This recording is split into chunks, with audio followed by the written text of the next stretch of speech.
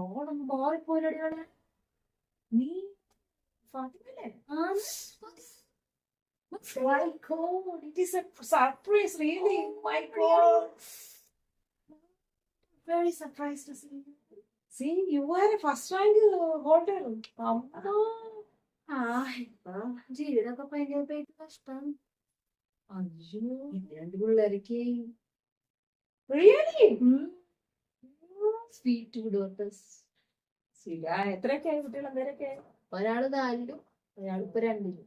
Oh, it's so nice.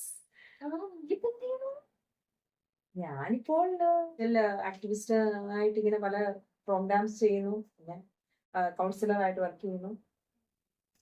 കുട്ടികളൊക്കെ കുട്ടികളെ അപ്പം നിനക്ക് അതിനെ പറ്റി ഒന്നും അറിയില്ല. കുട്ടികൾക്ക് അച്ഛല്ല കുട്ടികളുണ്ടാകുന്നു. അച്ഛൻ മരിച്ചു പോയോ? ഇവിടെ അന്നത്തെ പോലെ തന്നെയാണോ നീ ഫസ്റ്റ് റാങ്ക് അങ്ങനെ കിട്ടിയടി? സർട്ടിഫിക്കറ്റ് എത്തിയെന്ന് തോന്നുന്നു. ഓ മൈ ഗോഡ്, ഞാൻ കല്യാണം കഴിച്ചിട്ടില്ല.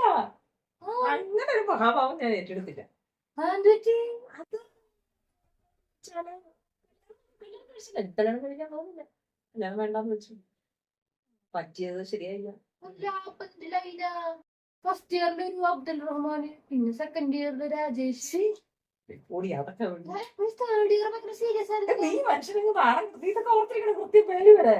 നീ പിന്നെ പണ്ടേ പഠിത്തത്തിന് മിടിക്കായിരുന്നു, നീ ഇതൊക്കെ ഓർമ്മിക്കുക. ആൾക്കാരെല്ലാം കേൾക്കുന്നത്, മറ്റുള്ളവരൊക്കെ കേൾക്കും കേട്ടോ.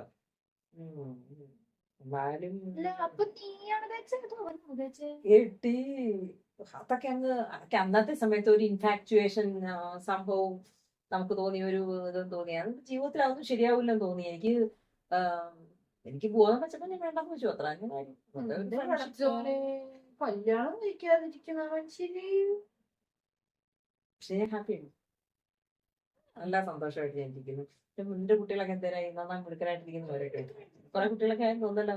ഞാൻ അറിഞ്ഞായിരുന്നു 18-ാമത്തെ വയസ്സ് നിന്റെ കല്യാണം കഴിയുന്നു, അന്നേരം തൊട്ട് നീ പ്രൊഡക്ഷൻ ഒക്കെ സ്റ്റാർട്ട് ചെയ്യുന്നൊക്കെ ഞങ്ങൾ അറിഞ്ഞായിരുന്നു. ഗ്രൂപ്പിലൊക്കെ ഡിസ്കഷൻ. നീ പിന്നെ ഗ്രൂപ്പിലൊന്നും ഇല്ലെന്ന് തോന്നുന്നു. എന്താ നിന്റെ കെട്ടിയെന്ന് സമയം ഇറങ്ങിയിട്ട് വേണ്ടേ? പിള്ളേരൊക്കെ ഭയങ്കര ഇതാണ്, ഭയങ്കര പിടിയാ അതിന്റെ പുറകെ തന്നെ ഓടി. നല്ല കാര്യം, very good. I did not invest my time for all those things. So I could get some time to invest for social advertising or activist doing something. I was very productive in that one day. It was very business. കണ്ടു എന്തുവാ ഈശ്വര വിശ്വാസം, ശരിക്കും വിശ്വാസം correct അല്ലേ? നീ ഒടുക്കത്തെ വിശ്വാസമല്ലേ നിനക്ക്? നീയൊന്ന് വിശ്വസിച്ച് ഭയങ്കര വിശ്വാസം എന്തോ അതുമല്ല നടന്നാ? ആ വിശ്വാസം എല്ലാം ഉണ്ടോ നിനക്ക്? ഭയങ്കര വിശ്വാസമല്ല അന്നത്തെ വിശ്വാസം. വിശ്വസിക്കുന്നു, നീ ശരിക്കും വിശ്വസിക്കുന്നു ഈശ്വരനുണ്ടെന്ന്? നീ അന്ന് നിനക്ക് ഭയങ്കര വിശ്വാസമായിരുന്നു. എന്നിട്ട് നീ ഒറ്റ ഒരു പരീക്ഷ നീ കോപ്പി അടിക്കാൻ എഴുതുമായിരുന്നു. നീ എല്ലാ പരീക്ഷയ്ക്കും നല്ലപോലെ പഠിച്ചിട്ട് എന്നാലും നിനക്ക് കോപ്പി അടിക്കണം. എന്തായിരുന്നു കാരണം? അതൊരു നമുക്കൊരു ബലം വേണ്ട, ഒരു സാറ്റിസ്ഫാക്ഷൻ വേണ്ടിട്ടാണ്. ആ കള്ളു കുടിക്കുന്ന സാറ്റിസ്ഫാക്ഷന് വേണ്ടി. എന്നിട്ട് ഞാൻ പോയി അവിടെ പോയി പ്രാർത്ഥിക്കും, അവിടെ പോയി അമ്പലത്തിൽ പോകും, അല്ലെ പള്ളിയിൽ പോകും. ഇപ്പൊ ഞങ്ങളുടെ ആൾക്കാരാണ് ഇപ്പൊ പള്ളിയിൽ പോയി കുറച്ച് കുർബാന ചെയ്യും, അവിടെ ഇങ്ങനെ ചെയ്യും. എന്നിട്ട് പ്രവർത്തിക്കുന്നത് എന്താ? ഇതെല്ലാം ചെയ്യും. ഇപ്പൊ ഈശ്വരനെ വിശ്വസിക്കുന്നുണ്ടോ? അപ്പൊ നീ ഓർത്തു നോക്കിയാ സുമാരനെ ഒന്ന് ഓർത്തു നോക്കിയേ, സുമാരന്റെ സ്ഥിതി ഓർത്തു. അവന് എല്ലാ പ്രാവശ്യം അമ്പലത്തിൽ പോകും, അയ്യപ്പന്റെ അമ്പലത്തിൽ പോകും, എല്ലാ അമ്പലത്തിൽ മുഴുവൻ പോകും, മാല ഇടും, എല്ലാം ചെയ്യും. എല്ലായിടത്തും കൊണ്ട് കുറെ പൈസ കൊടുക്കും. അവന്റെ പരിപാടി എന്നായിരുന്നു നിനക്ക് അറിയത്തില്ലേ? കഞ്ചാവ് കടത്തലുണ്ടായിരുന്നു, സ്വാഗിളിങ് ഏത് നോക്കിയാലും ഉണ്ടായിരുന്നു. ഇഷ്ടം പോലെ പൈസ ഉണ്ടാക്കിയത്, ഭയങ്കര ഭക്തനാണ് ഞാൻ. നമുക്ക് മാത്രമേ അറിയൂലേ? ഇതൊക്കെ രഹസ്യങ്ങൾ അറിയുന്നതാരും അറിയണ്ട. ഇങ്ങനെയൊക്കെ ആ പൈസ ഉണ്ടാക്കി നമുക്ക് അറിയാമല്ലോ. പിള്ളേരെ എല്ലാം നല്ല ഇതിലെല്ലാം ആക്കി, എന്നിട്ട് ഞാൻ വിശ്വസിച്ച് തന്നെ അവിടെ കൊണ്ട് കൊടുത്താൽ ശരിയായി. എന്താ കാര്യം? ഇത് എന്തിന്റെ കാരണം? പിന്നെ വേറെ നിനക്ക് അറിയത്തില്ല, അവിടെ വ്യക്തിയിലായിരുന്നു അൽഫോൺസ എന്ന് പറഞ്ഞ വ്യക്തി, ഓർക്കുന്നുണ്ടോ? അവളുടെ പരിപാടി എന്നായിരുന്നു? എന്തൊക്കെ പരിപാടികളായിരുന്നു ഓർത്ത് നോക്കി. കോപ്പി അടിച്ച് പിള്ളേരുടെ ടീച്ചറോട് പറഞ്ഞു കൊടുക്കുക, അവിടെ അടി കൊള്ളിപ്പിക്കുക, എല്ലാമായിരുന്നു. ഭയങ്കര ഈശ്വരവിശ്വാസികളായിരുന്നു. ഇതൊന്നും ഭാഗമില്ലാത്ത നമ്മുടെ രാഹുല് ദൈവത്തിനെ വിശ്വസിക്കുക, ആരെയും വിശ്വസിക്കായിരുന്നു. അവൻ എന്തോ അവനോട് എന്തോ അവന്റെ വീട്ടിൽ അടിപിടി ഉണ്ടാക്കി കഴിഞ്ഞപ്പോ ആ ചത്തുപോയ ആളുടെ കൂടെ നിൽക്കുന്നത് ജീവിച്ചിരിക്കുന്നവർ സത്യത്തിന്റെ കൂടെ നിന്നു. അപ്പൊ അങ്ങനെയുള്ള ആളുകളും ഉണ്ട്. അപ്പൊ ഈ ശരിക്കും ഈശ്വര വിശ്വാസികൾക്കാണോ വിശ്വാസം? ഇത് ഇല്ലാത്തവർക്കാണോ ഈശ്വരനെ വിശ്വസിക്കുന്നത്? ഈശ്വരൻ ഇതെല്ലാം കണ്ടോണ്ടിരിക്കും, പ്രതിഫലം കിട്ടുന്നുണ്ടായിരുന്നെങ്കിൽ ഇതൊക്കെ ചെയ്യുമോ? ഒരു ദിവസമല്ലേ അവർക്ക് വൈകുന്നേരം ഓർക്കത്തില്ല, അയ്യോ ഞാൻ ദൈവമേ എനിക്ക് ദൈവം പണി തരുവേ, എനിക്കും പണി കിട്ടുമെന്നുണ്ടെങ്കിൽ ഇതെല്ലാം കാണിക്കും. പണിക്കോടി എന്റെ കള്ളിപ്പെണ്ണേ, നീ ഇപ്പൊ ആകെ ടെൻഷനില്ല അല്ലേ എന്റെ ഇതൊക്കെ കേട്ടിട്ടല്ലേ? എന്റെ വ്യൂവേഴ്സ് ഒക്കെ ഉണ്ട്, കുട്ടികളെ ഒക്കെ ഉണ്ട്. ഇപ്പൊ നമ്മള് പലപ്പോഴും എന്നാ ചെയ്തേ, നമ്മുടെ കാരണവന്മാര് പറഞ്ഞ അനുസരിച്ച് നമ്മൾ ചെയ്തു. മറ്റേ സമൂഹം നമ്മളെ കുറച്ചൊക്കെ പഠിപ്പിച്ചു. അതുകൊണ്ട് രാവിലെ എഴുന്നേറ്റ് ചെയ്യുന്നു. ഇപ്പൊ നിസ്കരിക്കുന്നു, നീ രാവിലെ എഴുതി നിസ്കരിക്കും. നിന്നോട് പറഞ്ഞ് നിസ്കരിക്കണം, ഇല്ലെങ്കിൽ നിനക്ക് ഇതെല്ലാം കിട്ടുമെന്ന് പറഞ്ഞു. ഞങ്ങളോട് പഠിപ്പിച്ചിട്ടുണ്ട് പൂച്ച അങ്ങോട്ട് ചാടിക്കഴിഞ്ഞാൽ പോകുന്ന വഴിക്ക് പൂച്ച ആടിയെ നിങ്ങൾക്ക് ദൂരം തിരിച്ചു കയറിക്കോളാൻ പറഞ്ഞു. കയറിയിട്ടുണ്ട്. അല്ലെങ്കിൽ നിങ്ങൾ ഇന്ന കാര്യം ചെയ്ത് ഇത്ര പ്രാവശ്യം പള്ളിയിൽ പൊക്കോ, നിങ്ങൾ അനുഗ്രഹിക്കും. ഇതൊക്കെ ആരോ പറഞ്ഞു, ആരൊക്കെയോ ചെയ്യുന്നു.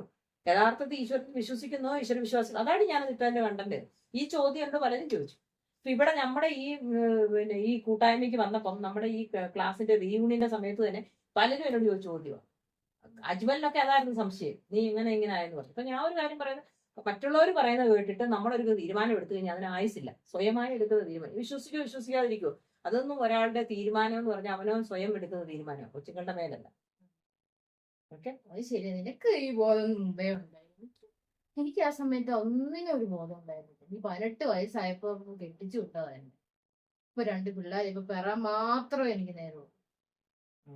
അപ്പൊ ഇത് നമ്മുടെ ഇതില് എന്ന് പറഞ്ഞാൽ കല്യാണം കഴിക്കോ, ജീവിക്കോ, അവനവന്റെ ആഗ്രഹങ്ങളെല്ലാം സാധിച്ച് നമുക്ക് ജീവിക്കാം. പക്ഷെ ഓരോ വിശ്വാസങ്ങളും ജീവിതത്തിൽ കോൺഫിഡൻസ് ലെവൽ, ഞാൻ അതിനകത്ത് പറഞ്ഞ ടോപ്പ് മെയിൻലി നിനക്കത് ഒരു അതിശയമായി തോന്നാൻ കാരണം കോൺഫിഡൻസ് ലെവൽ കുറയുമ്പോഴാണ് നമ്മൾ എന്തില്ല ആശ്രയിക്കുന്നത്. ഇപ്പൊ പരീക്ഷയ്ക്ക് കോൺഫിഡൻസ് ഉള്ളവന് പേടിക്കേണ്ട ആവശ്യമില്ല. രണ്ടാമത്തെ കാര്യം, എല്ലാം നല്ലതായിട്ട് ചെയ്തവന് വേറൊരാളെ കുറ്റപ്പെടുത്തേണ്ട ആവശ്യം. പരീക്ഷയ്ക്ക് തോറ്റവണ് ടീച്ചർ പഠിപ്പിക്കാതിന്റെ ബുക്കിന്റെ കുഴപ്പമോ, സിലബസ് മാറിയതിന്റെ, ഔട്ട് ഓഫ് സിലബസ്, എന്തെല്ലോ എക്സ്ക്യൂസ് നമ്മൾ പറയും. ഇതുപോലെ തന്നെ എന്തെങ്കിലും കുഴപ്പങ്ങൾ വന്നു കഴിഞ്ഞാൽ ഇത്ര ഞാൻ ചെയ്തു, ബാക്കി ദൈവത്തിന്റെയാണ്. നടന്നില്ലേലും നടന്നാലും ഇപ്പം ശരിക്കും ഈശ്വര വിശ്വാസികളാണോ, അതാണ് ഞാൻ ചോദ്യം ചെയ്തത്. അപ്പൊ എടി എന്താണ് കണ്ടതിൽ സന്തോഷം. നമുക്ക് ഭക്ഷണത്തിന്റെ സമയം, നമുക്ക് അങ്ങോട്ട് പോവാം. നൈസ്. ഇടയ്ക്കൊക്കെ വിളിക്കുന്നേടി. ഓക്കെ.